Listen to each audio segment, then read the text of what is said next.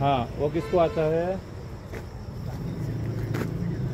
हाँ, नंबर बताओ जरा, नंबर बताइए आप। यस,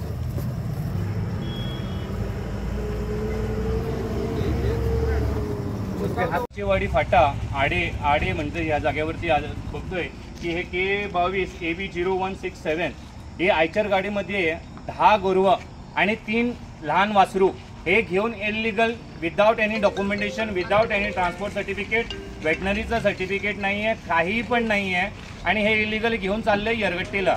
आम्ही आता इथनं जेव्हा टोल नाक्यावरनं आम्ही क्रॉस करत होतो तेव्हा ही गाडी इकडे येऊन आम्ही पकडली आणि आता हे आमचे जे श्रीराम सेनेचे जे अध्यक्ष इथले निपाणीचे आहेत त्यांना बोलवले आणि हे सर्व गोरवं जे आहेत ते गौशाळेमध्ये न्यायचं आणि तिकडनं सर्व डॉक्युमेंटेशन प्रूफ जे काय आहे ते दाखवायचं। कारण ॲट प्रेझेंट आम्ही पोलीस संदीपजी आलेले आहेत, रॉबर्ट आलेले आहेत, त्यांना फोन केले आहेत, त्यांच्याकडनं त्यांनी तपास करून घेतलं आहे की त्यांच्याकडे काही पेपर नाही आहे।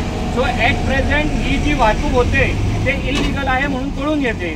नंतर उद्या जर आजचा पेपर करणार असेल तर ते पण तपास व्हायला पाहिजे। तिकडचे तपास झाल्यानंतरच ही गाडी सोडायची आणि ह्या गोरवांना सोडायचं असं मी कर्नाटक सरकारला, पोलिसांना विनंती करतो की ह्याच्यावरती कडी कारवाई करायची। कारण कोणी असू दे अशा परिस्थितीत गायला घेऊन जाऊ शकत नाही। 3 लहान वासरं आहे, 10 गोरवं आहे आयचरमध्ये, जे मॅक्सिमम लिमिट 3 असते ते पण ह्या गाडीला गुड्स व्हेकल आहे, याला परमिशन नाही आहे। ॲनिमल वाहतूक करण्याचं, जनावरे वाहतूक करण्याचं ह्याला परमिशन नाही आहे, तरी हे घेऊन जातात। तर ह्याच्यावरती कडी कारवाई करायची अशी कर्नाटक सरकारला विनंती करतो आणि श्रीराम सेनेचे अध्यक्ष आलेले आहेत त्यांना विनंती करतो की तुम्ही पण आपलं हे करा।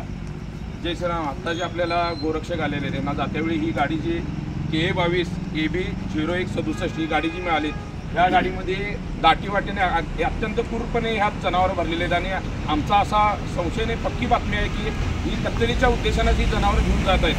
तर आपल्याला इथं पोलीस प्रशासनाचं सुद्धा आपल्याला मदत मिळते, तर आमची पोलीस प्रशासनाला विनंती आहे की या जनावरांचं कत्तलीतून मुक्त करून त्यांची गोशाळेत रवानगी करावीत आणि जर कायदेशीर कारवाई जे गाडी मालक असतील त्यासोबत ही जनावरं ज्यांनी विकलेत त्यांच्यावर सुद्धा कायदेशीर कारवाई व्हावी आणि ही पुढे जे इथं जाणारे कत्तलीसाठी त्यांच्यावर सुद्धा कायदेशीर व्हावी अशा मी पोलीस प्रशासनाला विनंती करतो। जय श्रीराम, धन्यवाद।